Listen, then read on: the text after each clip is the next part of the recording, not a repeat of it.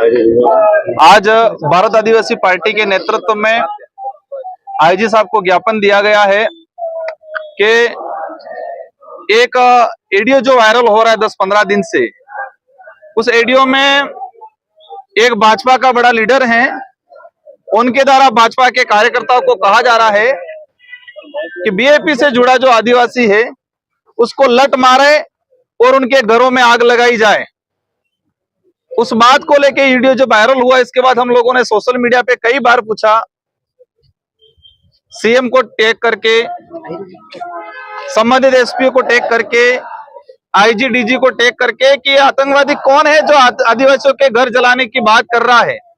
लेकिन 15 दिन हो गए, किसी प्रकार का कोई रिएक्शन नहीं हुआ और इसी के फलस्वरूप भाजपा के इस भड़काऊ भाषण की वजह से आदिवासियों पे लठ पत्थरबाजी करने के, उनके कार्यकर्ताओं को निर्देश देने की वजह से दरियावत विधानसभा क्षेत्र के लसाड़िया के अंदर हमारे विधायक और हमारे कार्यकर्ताओं पे जानलेवा हमला किया गया।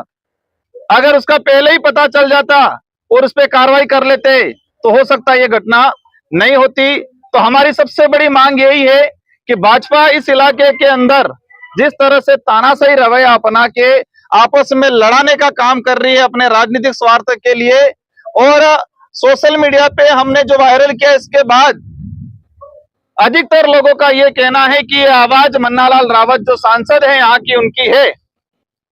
हर व्यक्ति कह रहा है, हमने भी उनकी लैंग्वेज जो सुनी है देसी, तो सबका ये कहना है सोशल मीडिया पे कहीं पर भी कि ये आवाज मन्नालाल रावत जो सांसद है उनकी है। एक सांसद होते हुए अगर ये आवाज उनकी है तो एक सांसद होते हुए इस तरह की घटिया सोच रखने वाला व्यक्ति आतंकवादी से भी घातक व्यक्ति है। तो हम प्रशासन से अनुरोध किया गया है, आईजी साहब से मुलाकात की है कि इसमें मुकदमा दर्ज करे और मुकदमा दर्ज करके कानूनी कार्रवाई करे, क्योंकि जो व्यक्ति आदिवासियों का समाज का सर्टिफिकेट लगा के सांसद बना है और वही आदिवासियों का घर उजाड़ने का, घर जलाने की बात कर रहा है, तो इससे बड़ा दुर्भाग्य कोई और नहीं हो सकता है।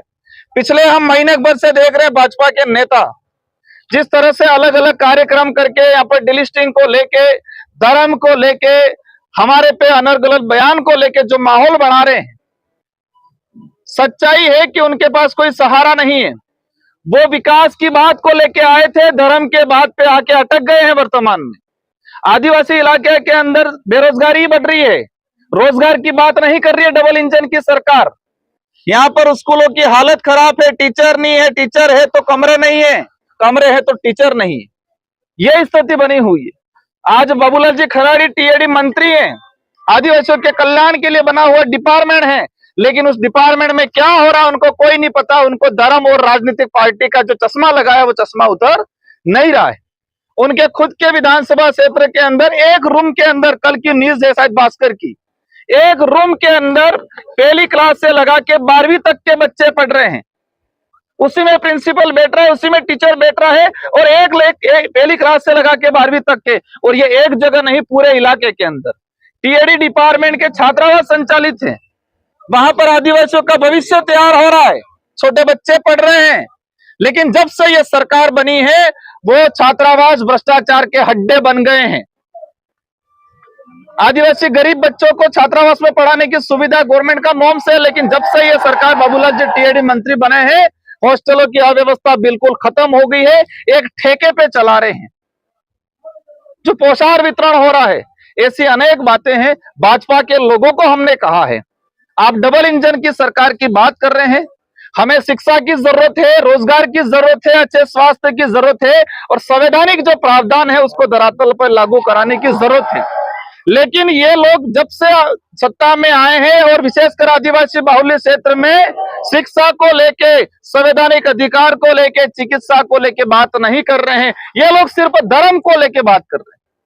धर्म के आधार पे सारे मुद्दों को खत्म करने, दबाने का जो अभियान चला रही भाजपा। अब युवा समझदार हो गया इस इलाके का, अब धर्म के नशे में नहीं आने वाला है। इसलिए आज ये सांकेतिक धरना था, सांकेतिक कार्यक्रम था हमारा कि जो आतंकवादी कौन है, जो आतंकवादी आदिवासियों के घर जलाने की बात कर रहा है, उसको गिरफ्तार करे। अगर नहीं करते हैं 10 दिन का हमने अल्टीमेटम दिया है, 10 दिन बाद पूरा उदयपुर संभाग, बांसवाड़ा संभाग कि सड़कों पे आदिवासी समुदाय आएगा और न्याय की बात करेगा और उस आतंकवादी को गिरफ्तार करने की बात की जाएगी। ये गठबंधन का जो इशू है वो शानदार इशू याद दिला दिया आपने। उसको लेके सब चाहते हैं, जिज्ञासा प्रवृत्ति अंदर है सबके, क्या हो रहा है क्या हो रहा है। भाजपा के प्रदेश प्रभारी आए थे राधा मोहन जी। राधा मोहन जी उदयपुर में आए, प्रवेश किया, कहा राजकुमार रोध बहुत अच्छा आदमी। 78 सालों से 78 सालों से इस इलाकों में किसी पार्टी किसी नेताओं ने कोई काम नहीं किया, वो काम राजकुमार रोध कर रहा है, अच्छा आदमी है। फिर कहा कि वो जो चाहते हैं वो कांग्रेस के साथ रह के नहीं, भाजपा के साथ आके कर सकते हैं। उनकी जो अंदर की भावना थी, जो सच्चाई थी, वो सच्चाई को प्रदेश प्रभारी ने बयां किया और भाजपा के नेताओं ने बंद कमरे में उनको वोट डांटा कि हमारा राजनीतिक कैरियर खत्म कर रहे हो आप, हमारी पोल खोल दी, यूं करके उनको वोट डांटा। मैंने उनको धन्यवाद दिया कि आपने सच्चाई को स्वीकार किया। अब रही बात गठबंधन का, हम लोग, हमारी पार्टी डिसीजन करेगी कि हमें क्या करना है क्या नहीं करना है।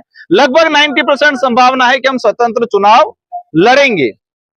और दूसरे दिन 2 दिन बाद प्रदेश प्रभारी वापस चले जाते हैं। प्रदेश प्रवक्ता के प्रदेश अध्यक्ष कहते हैं राजकुमार रोध बहुत खराब आदमी है। 2 दिन पहले भाजपा के प्रदेश प्रभारी को राजकुमार अच्छा लगता है, 2 दिन बाद प्रदेश अध्यक्ष को राजकुमार खराब लगता है। मैंने एक ही कहा है, जो हम चाहते हैं वो काम आप कर लो। इस इलाके में एजुकेशन की जरूरत है, इस इलाके में बेरोजगारी जो बढ़ रही है, रोजगार की जरूरत है। इस इलाके में गरीब आदिवासी जो जंगलों में रह रहा है उसको प्राथमिक चिकित्सा सुविधा की जरूरत है, लेकिन इस पे ये काम नहीं कर रहे हैं। समझ चुकी है जनता।